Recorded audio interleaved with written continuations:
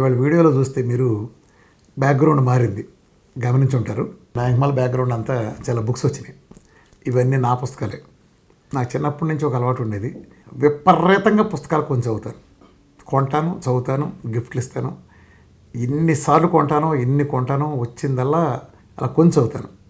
2 లాభాలు ఏంటంటే, ఒకటి పుస్తకాన్ని కొని చదవటం వలన మనకి బాగా ఎదుగుతుంది. పుస్తకం అంటే జనరల్ పక్కన పెడితే పబ్లిషర్ని ఎంకరేజ్ చేస్తున్న సామాజిక బాధ్యత మన మీద ఉంది.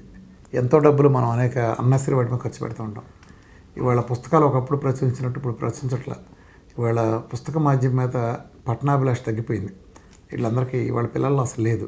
ఇప్పటికైనా సరే మన వాళ్ళని కాపాడేది అదే.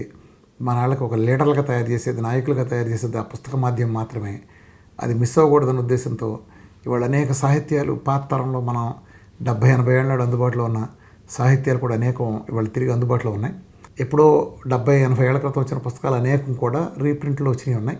మధుబాబు గారి దగ్గర నుంచి, ఎండమూరి దగ్గర నుంచి, ఈ నవల్సే కాకుండా రంగనాయకం గారు లేదా ఫిలాసఫీలు, రామాయణాలు, విషవృక్షాలు అన్నీ, అసలు ప్రతి ప్రపంచపు సాహిత్యాలు, లేకపోతే సైకాలజీ కానీ ఇలాంటి జెఫ్ కెల్లర్ లాంటి వాళ్ళు, లేదా అలెక్స్ హాలీ, మార్క్ ట్వెయిన్, అనేక మంది పుస్తకాలు కానీ, లేదా హెల్త్ బుక్స్ కాకుండా ఏది దొరికితే నాకు చిన్నప్పటి నుంచి పుస్తకాల పురుగులా చదవడం బాగా అలవాటు.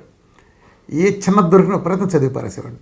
చాలా స్పీడ్గా చదవటం, ఇలా చదవటం వలన స్పీడ్గా చదవటం, దీని వలన ఊహాశక్తి పెరుగుతుంది. పుస్తకాలు చదవటం వలన ఊహక శక్తి పెరుగుతుంది, లాజికల్ థింకింగ్ అలవాటు అవుతుంది. లేనాడికి ఏమవుతుందంటే, విజువల్ మీడియా చూసేవాడికి లాజికల్ థింకింగ్ ఎక్కువ, వీడికి వచ్చినంత ఉండదు. డాట్ని కనెక్ట్ చేయలేడు. సబ్జెక్ట్ దేనిదాన్ని తెలుస్తుంది తప్ప, ఇక్కడ లాజికల్ థింకింగ్ వెళ్తే క్రియేటివిటీ వస్తుంది. ఎందుకంటే ఒక పుస్తకంలో బాంబు పడిందని ఊహించుకుంటే ఆ బాంబు పట్టమని విజువల్లో తెలియదు. అదే ఊహించుకుంటే ఎంతైనా ఊహించుకోవచ్చు. అలానే ఒక నీతి కథ గురించి చెప్పినా, ఒక మంచి గురించి చెప్పినా, చెడు గురించి చెప్పినా మనసును హత్తుకుపోయి అద్భుతంగా ప్రభావితం చేస్తే పుస్తకాలు. ఇది ఏదని కాదు, ఏది చదివితే అది ప్రతి దాంట్లో మ్యాజిక్ ఉంటుంది. హ్యారీ పాటర్లో ఒక మ్యాజిక్ ఉంటుంది. అట్లానే గ్రీకు పురాణాల చరిత్రలు ఉన్నాయి. ప్రతి పురాణం ఒక మంచి ఇంట్రెస్టింగ్ ఫన్నీ స్టోరీ. మనయే కాదు, అన్ని దేశాల పురాణాలు ఆసక్తికరంగానే ఉంటాయి. మీరు ఎట్లా ఇంట్రెస్ట్గా చూస్తే, కథలుగా తీసుకుంటే ఏ నిజాలను భ్రమించాల్సిన అవసరం లేదు. అలా అద్భుతమైన సాహిత్యం కానీ చాలా అందుబాటులో ఉన్నాయి. ఇది మీరు ఎంకమాలు చూసేది నా దాంట్లో బహుశా 1/10 వంతు పుస్తకాలనేమో. అంటే జస్ట్ నా ర్యాక్లో ఉండటం కోసం ఎంతమించి పట్ల.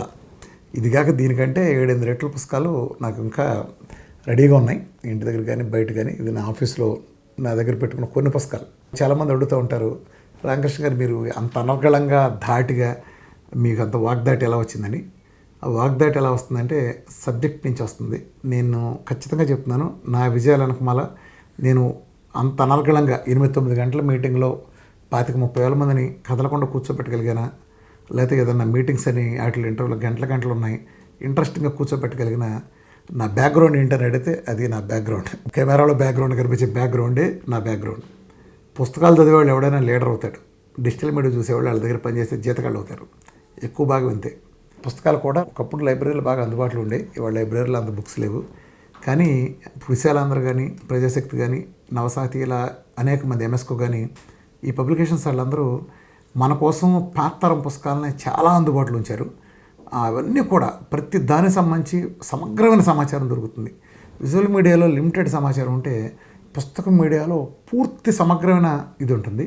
ఒక మనిషికి ఏ విభాగంలోనే నాలెడ్జ్ ఉండాలని లేదు.